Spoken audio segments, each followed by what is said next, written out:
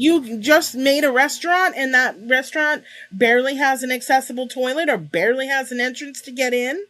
So now you just excluded people from not being able to participate. Oh, they can't read the menu because there's no braille. Having something like a clothing line gives another way to look at disability and say, see it. When people talk about blackness or when they want to talk about racial diversity or things like that, sometimes I've noticed that people are reticent to talk to me in certain ways because they're afraid that they're going to say the wrong thing. Do you feel like that happens with disability as well? We want the same thing that other leaders do. We want our voices to be heard. We want to talk about the things we're passionate about. And Hmm. we want and at some point, we want systematic change.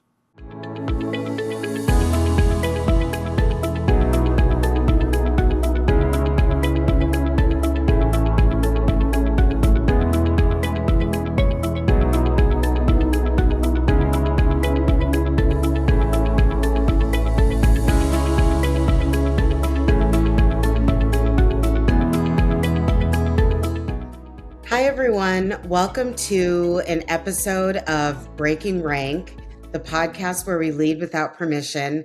I'm excited to announce our guest today, Roxy B. Rocker, who is the founder of Embracing Disability. Hello, Roxy. Well, hi, thank you so much for having me tonight.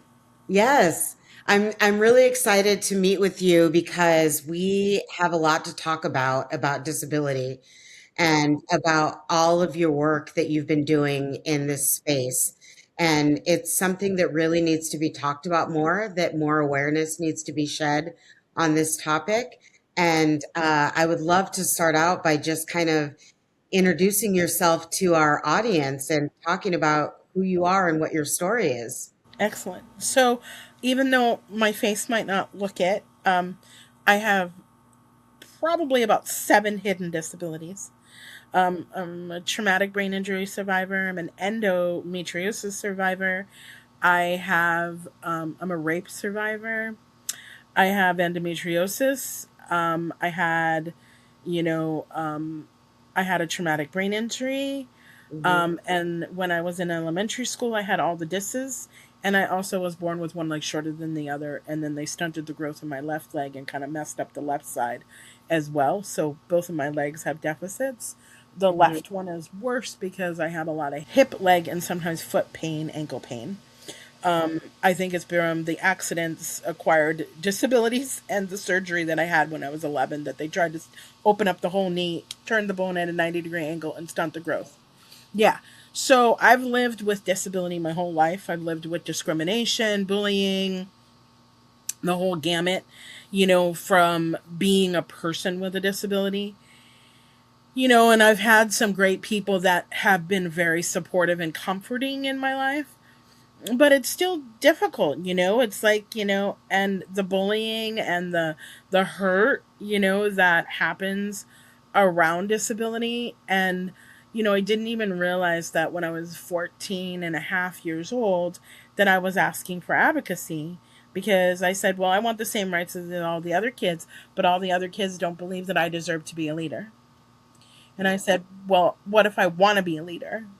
And, a lot of the kids that had disabilities and they were in high school weren't thinking about social services, leadership, systematic change. They were doing drugs, smoking, partying, and they were the bad kids. But I'm like going, okay, well, I'm not allowed to be a bad kid because I have a crazy home life.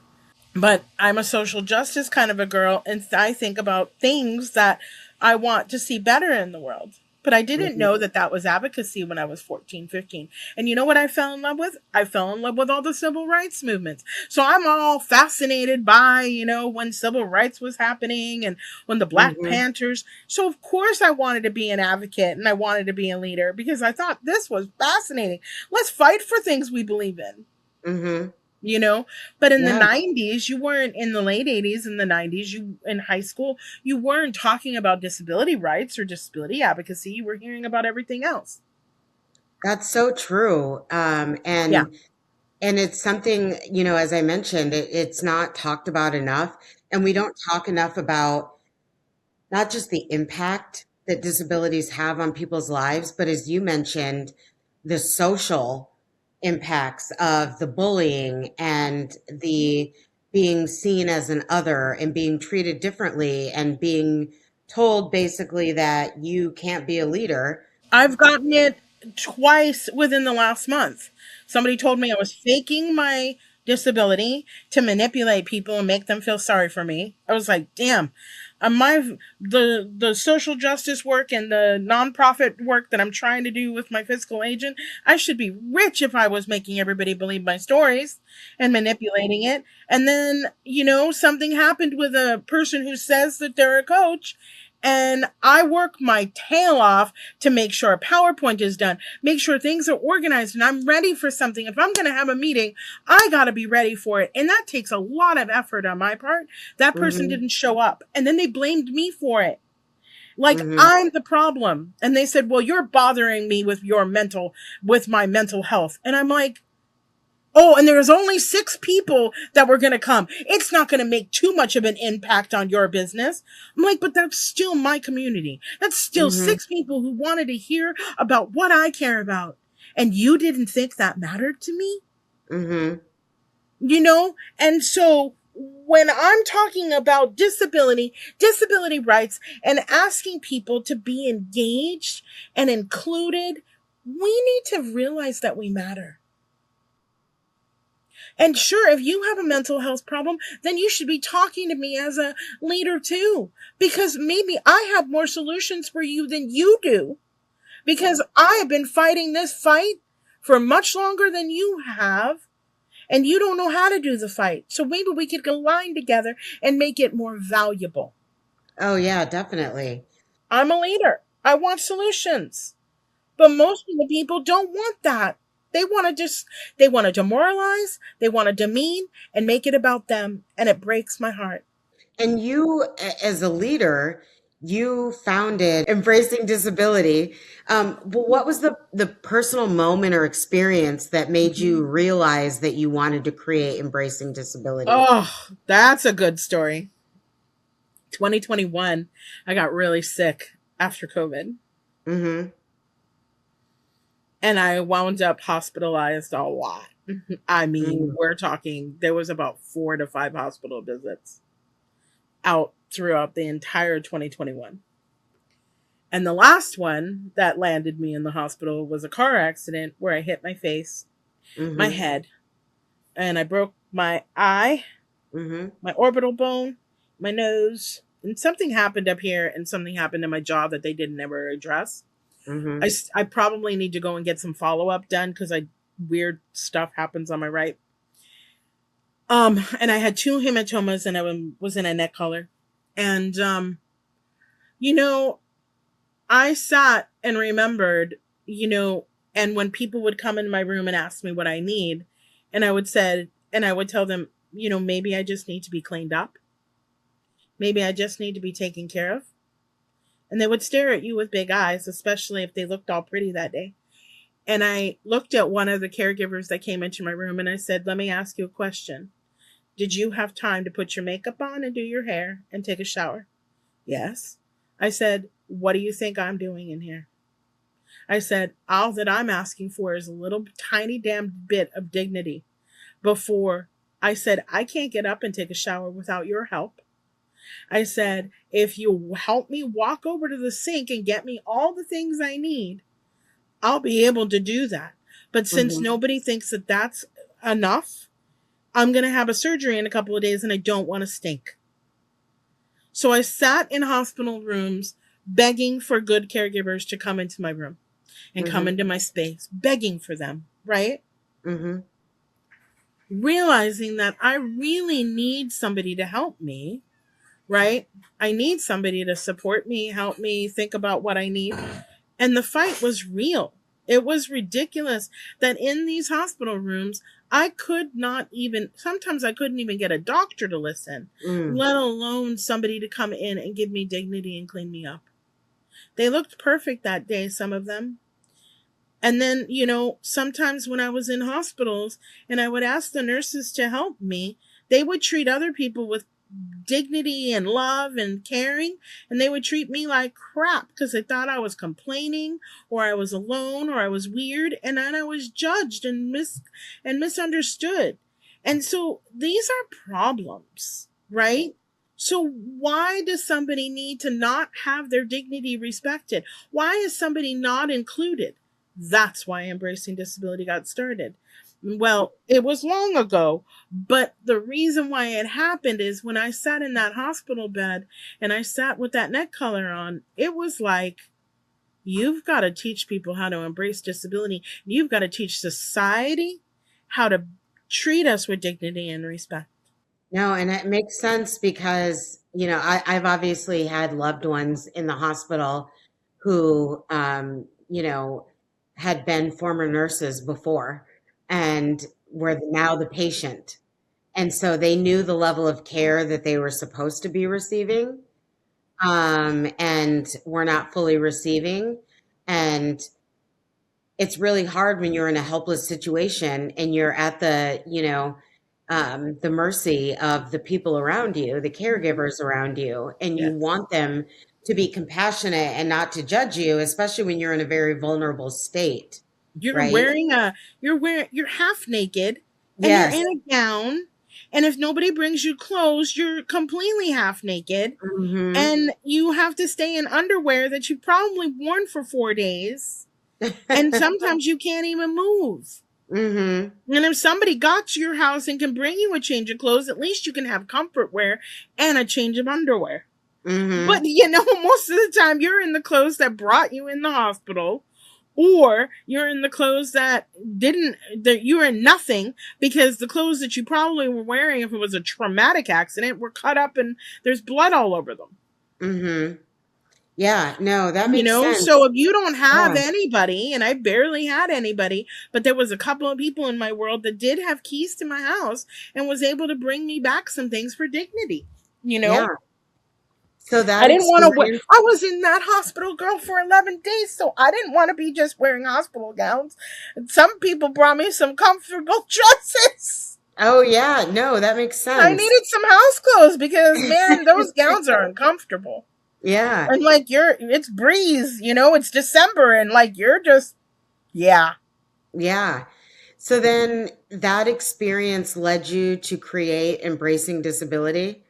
And how I've did been that come disabled about? my whole life, right? But, now having something traumatizing and Hmm. them diagnosing you with another disability, you're kind of like, yeah, okay, now what? Hmm. And so you think a lot when you're there and there's nothing else, right? And you think about your life and you think about your world. And I'm like, yeah, people need to realize who we are. People need to realize that there's more to us than just that label or that disability. What about the ability? What about the remarkableness? What about who we are as human beings? And why do you exclude us from over there? So we have no value? You just made a restaurant and that restaurant barely has an accessible toilet or barely has an entrance to get in? So now you just excluded people from not being able to participate. Oh, they can't read the menu because there's no braille. Hmm. Oh, they're hearing impaired and like, the noise from the restaurant or an autism. With all of those things that you mentioned, how did that make you decide that you were going to create an organization that really catered to the rights of people and advocating for the awareness and the rights of people with disabilities? Because I've been doing it for a long, long time. And I think inside of my spiritual journey there was conversation around that, right?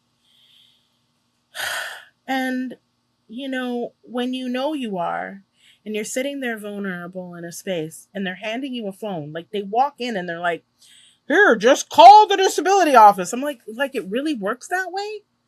And go sign up for it because you're going to never be able to work again. Does it really work that way? Do you know how this really works? And They're like, no. And I said, well, I do. And I said, and you're giving me no right. You're giving me no option except to get on the phone and try to see if I'm eligible for a service that you don't even know if I'm eligible for. And you're trying to tell me that I don't get to have a quality of life anymore. And if I already know these things, imagine how somebody else would feel. Mm-hmm. Imagine how somebody else would go through that experience and didn't even know how to fight. Mm-hmm. And there's nothing else out there that can educate societal norms and say, hey, we're remarkable people. Hey, why don't you hear this story so we can then, in a written form or on media? And you used your platform to branch out in a lot of different ways. Why don't you talk about some of the ways that embracing disability has branched out? Because I know it's not just a website, you've got a magazine, you've got a clothing line, you've got all of these different things. How did you branch out into all of these avenues? I started with the magazine, and like the magazine is now slow because it's hard to like get people to capture and realize, oh, my story could be printed. Do I have a huge audience? Maybe, maybe not. But what if we have that huge audience, in 6 months to 2 years, and these stories are still there living? Your Mm-hmm. story could be read, right? Mm-hmm. So the magazine was great. I printed out one, I did another edition, and I probably should do an edition and collect stories again, Mm-hmm. for like the 3 year anniversary or something, or the 5 year, I don't know. But the magazine, and then I pray a lot. And so Mm-hmm. I listened and I said, it's just not enough. Like, I need more. Like, what else can I have that will give us something more? And that's when I met somebody that could actually help me make some clothes. And the clothes have been on the runway twice, and they have Velcro and they have magnets. And the tangibility of showing something, revealing something, and saying, this is what it looks like to have ease of comfort. This is what, so that brand is called Roxy Ease.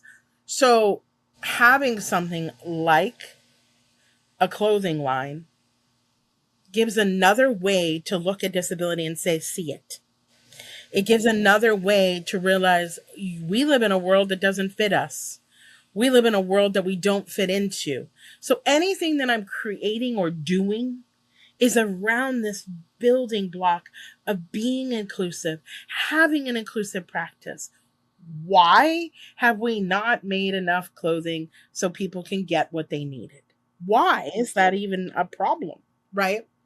So then the TV, one of my colleagues told me about a project she was under last year, and I went, whoa, you mean I could do disability education and have video on demand? So there was some changes on that platform, and I'm going on to a new platform. And I keep joking, I'm like Barbara Walters, and one show got canceled, and the new show is coming. And then there's a big leap that's going to happen in the fall, where I may be able to bring on more people with storytelling and more Mm-hmm. people to talk about disability education, because community is everything, right? Mm-hmm. And I feel that the reason why I keep creating things, and the next thing that's going to get created soon, is going to be more community. And there's going to be some framework that I'm working with some people on. And that's going to be to help build up some of these shows that are going to be coming out, helping build up community so we can have creativity, Mm-hmm.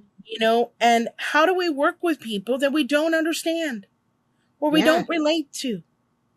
So the reason why I keep wanting to create things and have things, one, I don't ever know what's going to stick. Mm-hmm. And two, how do I teach you inclusion if we don't have things to see on an inclusion? Yeah, exactly. What do you think that having disabilities has taught you about being a leader? Well, that's a big question. What Mm-hmm. disability has always taught me is resilience. Mm-hmm. As I'm building into this space again, I'm super excited about this because I went through two leadership opportunities with There's something called in Massachusetts the Paul Spooner, um, and it's a Paul Spooner advocacy leadership conference. So the first time I went through it, we learned how to, like, what's a bill, how to go through the law, how to do a campaign, you know, and everybody in that room and everybody who applies for that is a disability leader. So when you come out, you actually get certification that you went through this leadership training. Never seen a leadership training like it in my life. So, one, I feel like aligning yourself within the disability world and being in a room filled with leaders who are passionate about that advocacy is powerful. That's one. The second thing that happened, because I've been on boards and commissions my whole life, but the second thing that happened was that I got into this room with the statewide independent living council. Now, independent living movement is kind of similar to a lot of the other civil rights movements. These were the people that, I don't know if you've ever seen it, Crip Camp showed this in the movie, that people were crawling up the steps in the Capitol and they were fighting for the rights to have accessibility and dignity to get into buildings. They couldn't even get into the Capitol. They're crawling, right? Like, I mean, it's the United States of America and there's not a wheelchair on. It's kind of comical, and Trump now is trying to get rid of the deaf interpreters because who needs them? Nobody needs to be hearing what he's saying. I mean, so this is accessibility. This is what Mm-hmm. the ADA was about, right? Mm-hmm. So I think when you are considering yourself as a leader, especially within the disability world, we want the same thing that other leaders do. We want our voices to be heard. We want to talk about the things we're passionate about. And Mm-hmm. we want and at some point, we want systematic change. We want bills and laws and things to happen, so change can happen. But this year, I just got onto the statewide independent living council. I'm able to now make some decisions within them and talk about different topics that are important to the disabled world, like housing, the wheelchair repair bill. Do you know, Diana, that people who get wheelchairs that are broken, right? Wheelchairs. Mm. At least you have loaner cars, 4 to 6 months without their chair. Wow. Now they're stuck at Wow. home. They can't move. They can't get out of the house. And most of the time, those loaner chairs don't fit them because these wheelchairs have to be customized for them. Mm-hmm. Sometimes it could take 4 to 6 months. There's not a lot of housing. Another colleague of mine was talking about HGVT only for wheelchair users. And I'm Mm-hmm. like, no, there should be talk about universal design. So I think disability leadership is the same as other leadership, but we Mm-hmm. have to be louder because we're Yeah. not heard. We have Yeah. to be louder and we have to say it over and over again because guess what? The same rules, the same laws, the same problems are still the same problems, even from 36 years ago. People don't get hired. Things are changing. I will say that. But the bills are becoming depleted and they're taking away insurance and benefits and all sorts of things. So we want things, but without the things that we want, most of the time, almost 80 to 90% of the time, it's for dignity, respect, and just living independently. It's Mm-hmm. not even about, I want this bill because it's cute. Mm-hmm. I want this bill so I can damn live Yeah. or my Yeah. children could live. Mm-hmm. It's No, about and living. yeah, and it's human dignity is obviously a big part of your campaign, your awareness that you're And creating, inclusion. and The human inclusion. dignity is big, but it's the inclusion part that I love. Mm-hmm. Because if I'm the only one at a party because I broke the barrier, then I'm the only one at the party, right? And Mm-hmm. I broke the barrier. And then they're hilarious because they're just like, Roxy, look at your eyeshadow. It's so pretty, which is inclusion in itself because they're looking at my makeup. Mm-hmm. And think about this. I'm 14 and a half years old. I won an award called Spotlight on Team Women. They put me through some modeling with Barbara Rosa Modeling Studio. They taught me makeup, you know, and I'm the disabled kid, right? But I wanted leadership because I learned about networking, Diana. I learned about makeup. I learned about confidence. Was I perfect at it? No. Yesterday I had to go to the hair salon. I wasn't even thinking I was going to go. And my hair was matted because sometimes it's hard to comb it. And I would have combed it, but I didn't have time that day. Went for a walk. And then I was like, ooh, I got time. I'm going to go to this hair salon. My other friend with a disability forgot to tell me he was coming at 12:30. And I'm like, sorry, I'm at the hair salon, and Mhm. my hair had to get unmatted. I tipped her a little bit more because sometimes it hurts to Mhm. sit and brush it out. But I can't sit there and tell the beauty lady that. But Mhm. again, it was inclusion, right? I got Yeah. to get my hair done. I got to go into the salon and get my hair done. Nobody had to know I was disabled that moment. Mhm. Went to my best friend's 15th anniversary party. She, recovered from a cancer diagnosis. We were celebrating her. It was like an anniversary party, wedding. People were interacting. It was a fun party. But I was the only disability company and disability specialist in the room. Mhm. But I know how to dress. I know how to look good. I know how to present myself. It makes so much sense. And what was really powerful to me about what you just said was when you were talking about being at the hair salon and no one having to know that you had a disability at that moment. And it just makes me think because so many of us are living with disabilities that are not visible, right? They could be mental health disabilities. When you apply for jobs, they ask you, do you have a disability? Do you have, Right, because and they ask ADA you, did that. yes, and there's all of these different categories of disabilities, but most people, there are a lot of people walking around with disabilities that either A, they don't know that they have them, or B, are not visible to the outside world.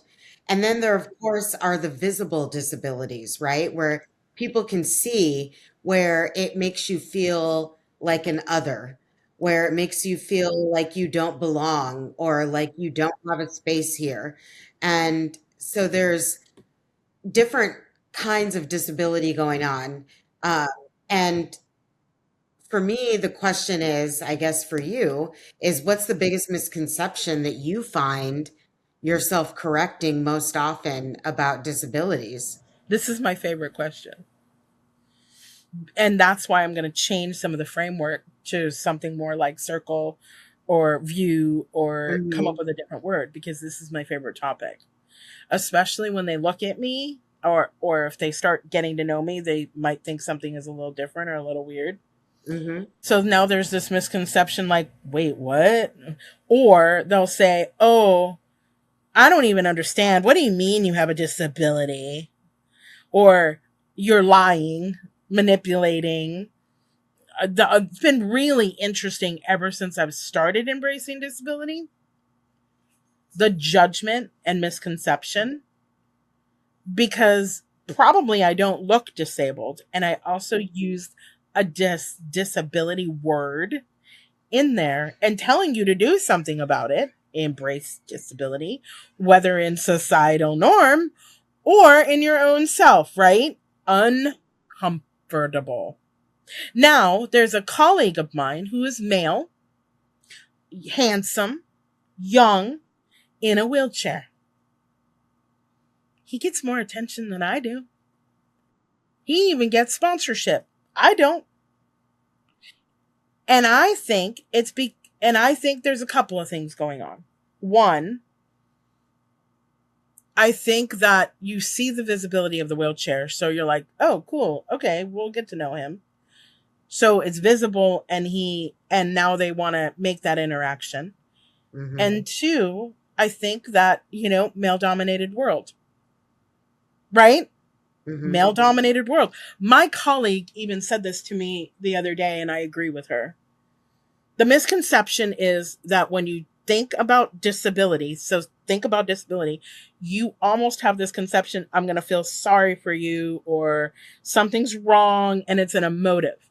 If I say, hey, Diana, let's talk about Circle. Circle is all about inclusion and relationships and community building. Don't you have a different picture now? Mm. Psychological. So recently I just thought about that. And I was like, if I say disability, you have an emotive. If I say circle, right? Now it's a whole different picture. Mhm. He doesn't use the word disability in his work, but I want it there because of that societal norm Mhm. to break down the barriers, to break it down. Even though it makes you uncomfortable, it's okay. But again, it's harder for me, and it's been harder for me. And this isn't a complaint or an excuse or something, but there's been a lot of obstacles since I've started this company. And Mhm. it surprises me because I have another company, Diana, Embracing Wellness. Mhm. Same. And I don't talk about disability there. Mm. But do I work with people who have chronic illness and chronic injury all the time? Right? Don't speak about disability in that room. Don't speak about it. I mean, we talk about it in the room, of course, but it's nowhere listed. And you really would have to dig deep to find out I'm a practitioner with a disability in the Mm. company. So guess what that company gets to do? It makes Mm. money. I made a couple hundred today. I made a good amount yesterday, right? But Mhm. it makes money. I struggle with making money in embracing disability. And I feel like there's a psychological issue there Mhm. because when psychology and we think about the word disabled, there's a picture of what people view, that Mhm. handicap sign, Yep. right? Yep. But I think of sweet things when I think of a circle. I remember my unity days of my unity churches, and we all held hands and we stared in each other's eyes, and it was always beautiful. Mhm. Circles that I've been involved in. One of them was a little weird because they were all asking for money in the 90s and said that they were going to all take care of us and we were all going to get rich, right? But, still there was like some kind of upliftment of community. But when you see a circle, it's not as heart-wrenching of hearing the word disability and what does that actually mean and look like.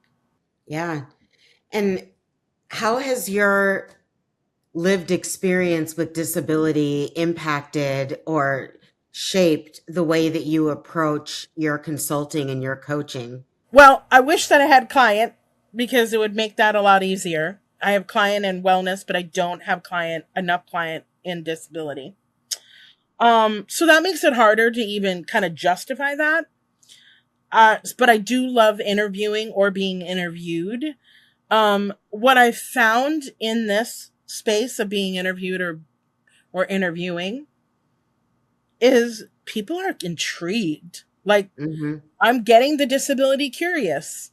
Mhm. So, to answer that question, I feel like when I have client at my wellness space, it's Mhm. fun, it's jovial, we're getting good work done. Most of the time the clients will come back, right? I'm working on giving a little bit of better instruction or a better outcome with embracing disability. When I sell bags, people love the bags. So there's Mhm. happy customers because I sell elephant and heart bags and they're Mhm. adorable. But to get a customer is been more difficult. Mhm. It's been a journey. And I think that this is that dirty word that either people are unknown, they don't really want to talk about it, or when they're ready to talk about it, then they get scared in talking about it. Even the person with the disability gets scared in talking about it. Right? And so it's like, how do we get over that? Which is why Circle, I want to bring forth a community because it might be a little bit more comfortable inside of something like that. Do you feel like with disability, people get uncomfortable because they don't know the right language and the right things to say or do. Because I find that sometimes on the African American side, when people talk about blackness or when they want to talk about racial diversity or things like that, sometimes I've noticed that people are reticent to talk to me in certain ways because they're afraid that they're going to say the wrong thing or that the way that they speak is going to bring out their ignorance, maybe. Do you feel like that happens with disability as well? Yes. Because when I'm also doing somatic work where I'm now regulating all my systems and not just the nervous system.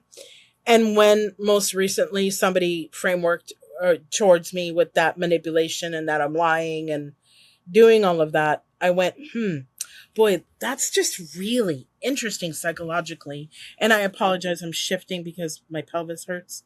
So apologies. I'm not trying to like be all over the place. It's just my body has to shift.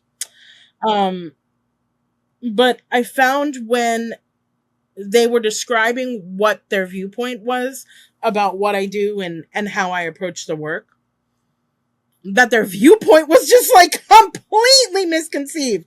And I was like, whoa, it's not even what I do. It's not even like, it's not even like an iota of what I do. Mm-hmm. And so I feel like there's misconception because you don't want to say the wrong word. People don't understand, and then they come up with their own circumstances or their Mm-hmm. own conceptions and their own ideas around things. And I think that, I think that they don't understand. And I think, let's just talk about Wicked, right? Mm-hmm. What a great play flick, right? In the world of Other, right? Mm-hmm. The animal speaking, we can't have the animals talking now because that is just bad, and Mm-hmm. societal norms said the wicked witch is wicked and she does naughty things. And, and then she's trying to say the truth and advocate and be like, hey, the wizard lies and this is Mm-hmm. not okay. Right. And I was on a plane and I got to watch part of it and I heard the new anthem for advocacy. There's no place like home. Mm-hmm. Dorothy, blah, blah, blah. Totally new perspective on there's no place like home. But if Yeah. we think of Wicked, and Glenda walks up to Elphaba and says, you're green. I am. You're black, darling Diana. I am. I'm a white Jewish disabled chick. I am. Right? And, but where does there need to be othered? Right? Mm-hmm. And I think Wicked, out of anything I've ever seen, did an interesting job of talking about the other. Mm. I think there was other movies that talked about the other. Mm-hmm. But if you really like delve deep into like Wicked, it's like, whoa, they Mm-hmm. really tapped into the psychological world of how do you say, hey, this is bad, this is good, and then somebody else trying to say, hey, we want to tell you the truth, but you don't want to hear it because you were told X and you were told Y. Mm-hmm. Green, green, pink. Green is naughty, pink is beautiful, right? Mm-hmm. And you're told these things. 1973, 1978, I was in school and I went to the school in Jersey and they were a little bit more diversified. And they're like, hey, little Amy is going to come to school with glasses or a heel lift. Johnny is going to get a new pair of glasses today. Oh, he hurt his foot, so he's going to have a foot boot brace. And they prepared us. I went to the Wild Wild West in Arizona and they're like, you're other, we don't like you, and I was on the phone with somebody recently and I saw discrimination all over his face and all over his words, and I on a woman who's Asian and Indian, Native American, and I was like, whoa. I see other, and I see the other coming out of people's mouths. And and it shocks me, but it doesn't shock me anymore, because when you've been discriminated enough, you're not comfortable in it, but you understand that this has nothing to do with you Mm-hmm. after a while, right? You just understand. And so, yes, I think that they misconceive, and I think that they get scared, and there's an uncomfortableness around, I don't want to talk about that. Mm-hmm. But same thing, F cancer. Do we really want to F cancer, or do we want to learn about what the things are so we can advocate for cancer and maybe even find a better way? Yeah, it's really interesting to hear about how you talk about when you interact with people and you can like see other and you can hear other and you it's like you are programmed to automatically notice when people are othering you, right? Oh, Or I've been when othered by my family, by my brother, by people. I've been othered, mhm. by men, you name it. I've been othered. And so it's great for me to, I love it when I get to show up in a room. And I love it when I know that I'm barely maybe 1% of that room. I'm one of the only disabled ones, Mhm. because at least I got into the room Yeah, and I that's made so inclusion important. possible. I remembered when I othered on the dance stage when I was in high school, and I'm doing Mhm. high kicks and I'm trying to dance and I'm disabled and I don't dance very well, but I wanted to. Do you know? Fat shamed. Do you know? But I go back to the school 5 years later. Guess who's on the stage? Disabled and fat kids, Mm. because they saw me. Mhm. And I went, yes, they saw me. I made a role model for them. Leadership, That's amazing. right? I went That is back to my high amazing. school and I watched, and I was like, wait, there's a disabled child on that audience. And I'm like Mhm. 20, 21 now. I graduated 4 years ago, already went to college, and I'm back at my high school watching the stage. Disabled, included, Mhm. and overweight girls. I was like, hell to the yes. Because they watched me in 1990s, 1989, even when the teachers were mocking me. Not the main Mhm. teacher, but teachers were mocking me. You don't belong in here. You're not pretty enough. You're not good enough. You have no ability and you don't belong in here. And I said, good. I'm glad I don't belong in here, because guess who's staying? And guess who's going to go tell the teachers how naughty you were? Because you're a mean lady. You don't belong in education if you're going to be that mean. I said, so fine, send me to the nurse's office, get me out of here. I don't know what I've done to you. I said, but get me out of here. I said, so I don't have to hear you being mean to me in front of everybody anymore. And I'm going to go cry later because how horrible you were to me. I said, but at least get me out of here. And guess who's going to go and fight for her right to dance? Me. And I Good for said, you. so I will go and fight for my right to be in this building and to be on this stage because you think that I'm not capable enough. Good. That's awesome. And, but I was a shy kid, but I had that fight in me since I was young, because I Mhm. watched my mom at home completely rejecting herself. I watched my dad ignore, and I watched my brother be a bully. And so Mhm. there was me, the disabled kid who was sick, othered. And I said, hell to the no. What am I going to do? Not have a life because the whole world is going to control me and I have to watch these people not have a life? I Mhm. better create a life for myself. Yeah. What is the biggest lesson that you've learned about leadership? We all have a seat at the table. Mm, we belong at the table. Sometimes they don't want us at the table, but we belong at the table.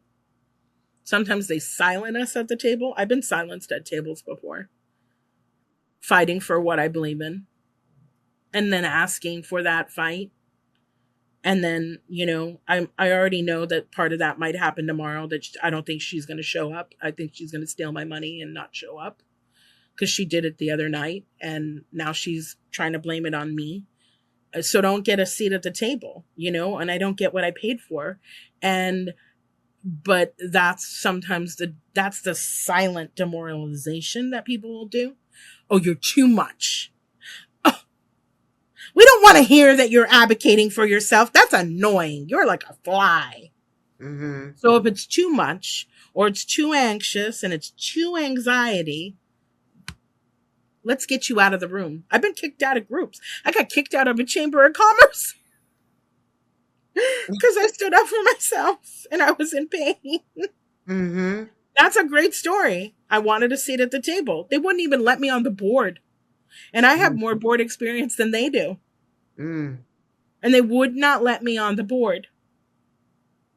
I asked for a ribbon cutting at another chamber. They never called me back and they never communicated with me to even have one. So I was like, I'm not going to play a game with people who don't want to include you. Mm-hmm. So you fight for where you can have a seat at the table. You fight where people will listen, and you find the room that you can be heard in. Most of the time it's disability room. But I like that I'm in like a business woman space and then Mm-hmm. I go to the parties. Like, I'm going to go do my disability work during the day. And then Mm-hmm. at night, I'm going to go to the networking party and be one of the only disability people in the room. Mm-hmm. What's So the next? Oh, sorry. Go ahead. well, I was just going to say, so what's the big step in leadership? Be in the room, even when Mm-hmm. they don't want you in there, and still try to fight to stay in the room because you Yeah, need a seat at the table. There that's you go. great What's the advice. great question? Yes. What's the next frontier for embracing disability? So I launched a little bit of the circle tonight. So I'm working with a special ed teacher educator friend, and we're going to work on framework, which I've never done before. This is like a huge leap for me to even be thinking in like a mentorship, coachy framework that I'm going to design. Like that's just like, what? I don't even know. Right. So that's a big frontier. And then something's going to be happening in my broadcasting space, and I'm going to be building some pretty cool programming around helping people with disabilities see themselves as visible, seeing themselves as a visionary leader, seeing themselves in spaces that there's not the norm, and helping them see that their ideas, their importance of what they want to talk about will be important too. And then there's a video on demand to keep it running. That's amazing. You have so much going on. And it's so great that you're really an activist in this space and that you're really advocating out there and not just for yourself, but for everyone else, for the dignity, the peace, the comfort, the inclusion of other people. That is amazing. So, what do you want people who are watching this interview tonight to walk away with and maybe even do differently? When you are hearing about it, or you might have heard that there might be a disability, you know, maybe even try to do something out of the ordinary. Invite the Down syndrome, cerebral palsy, or some young person, even when they're starting it with their mom, into the business group, into the women's circle. Do it differently. Make inclusion be real. Any businesses or coaches that are out there, search for a couple of people. What would it hurt you if you did a sliding scale or a pro bono? Or what if there was disposable income from those families and somebody could pay you? Oh, and you worked with somebody, well, hire somebody like me so I can help you through the process. Right? So think a little differently, have a new lens on your eyes, and consider that on your eyes that you might be able to see the perspective a little bit different. Yeah, that's great advice.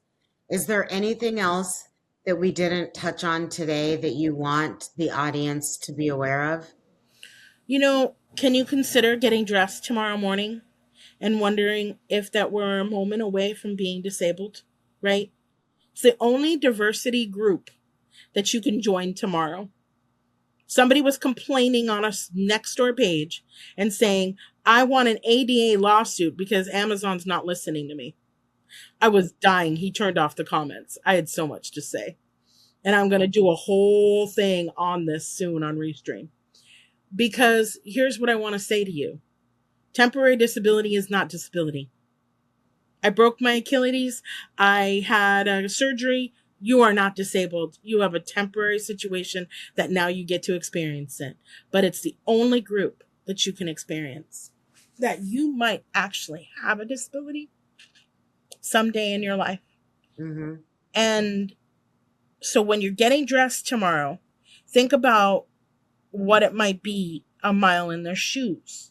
Mm-hmm. Because most of the time, when we're disabled, we're in a world that doesn't fit us. And somebody has probably discriminated against us yesterday, today, and tomorrow. Mm-hmm. So when you're thinking about that, or you're going to park in the space, you're going to put on the shoes, you're going to put on the things, what about the mile in their shoes that it's a struggle every day? Mm-hmm. So learn, listen, ask questions, and find out about the remarkability instead of the disability of others. Oh, I love that. I'm going to use that, the Yeah, use remarkability that. instead of the Remarkability. disability. That is amazing. Because everybody needs to join the circle at some point. They're going Hmm. to all want to, too, with all the things that I'm going to come up with in the next 5 years. Well, thank you so much, Roxy, for Oh, being on this podcast. And you've opened my eyes, and you're very inspiring as a leader and just as an advocate and an activist. And your story needed to be told, and your work needs to be shared. So thank you so yes, thank much you. for being a guest on our podcast this evening. You should have me come back sometime after this summer if you might be interested in, because I'm going Hmm. to go to the National Conference on Independent Living in Hmm. Washington, D.C., and I'm going to Oh, walk that same walk that they did to climb those Capitol stairs. And I've never, in wow. 30 years in this industry of being in the disability work, and I've never Hmm. gone to Nickel. And I get to go to Nickel this year for the first time in my life. So I am going to be observing, watching, informing, immersing, and absorbing everything that I can. But, like, that might be a really cool talk in September, October, which is October is Disability Employment Month. But it'll be a really interesting talk to learn from all of these advocates have been, even some of them doing it longer than I have. Mm. Well, maybe we can do it in person then if you're in Washington, D.C. Are you in Washington? I am Oh yeah, girl. We're Washington, getting D.C. together. We're having cocktails. Yes. Oh, Oh, you'll get to see all definitely. the wheelchair people and all the Yes. disability people. I'm gonna be Yes. at the Invite Grand me out for Hyatt for some a week. cocktails. Oh yeah, I might even come out early. Yeah. Oh Sounds yay, I'm good. gonna hug you in person. Yes. Yes. Yes, girl. Oh, Let's that do is freaking amaze it. balls. Absolutely. Well, thank you so much for joining us tonight. I'm so glad I shared that to find out that thrill. Yes. Yes. Because No, then that's you're gonna get to amazing. see all sorts of crazy leadership. Yes. Well, Yeah. Right? welcome to DC. Yeah, DC's coming, girl. I can't wait to get there. I've been Yes. there before, but this one's going to be even more wild because now I'm a broadcaster and a leader. Yes. Yeah, Yes. on So my maybe own. we'll be able to do something in person then when you come back. Oh my god! And I'm gonna bring my video cameras and the action cameras. I'm gonna bring my stuff with me because God knows what I'll be filming when I'm out there. Oh, that'll be fun. Yeah, I That'll be bought some fun. equipment, so I'm gonna be filming things because, I mean, how often will I have moments like this? Hmm. So And true. I'll have consent forms on me and be like, "Hey, do you want to talk? Hmm. Live talk? Come on."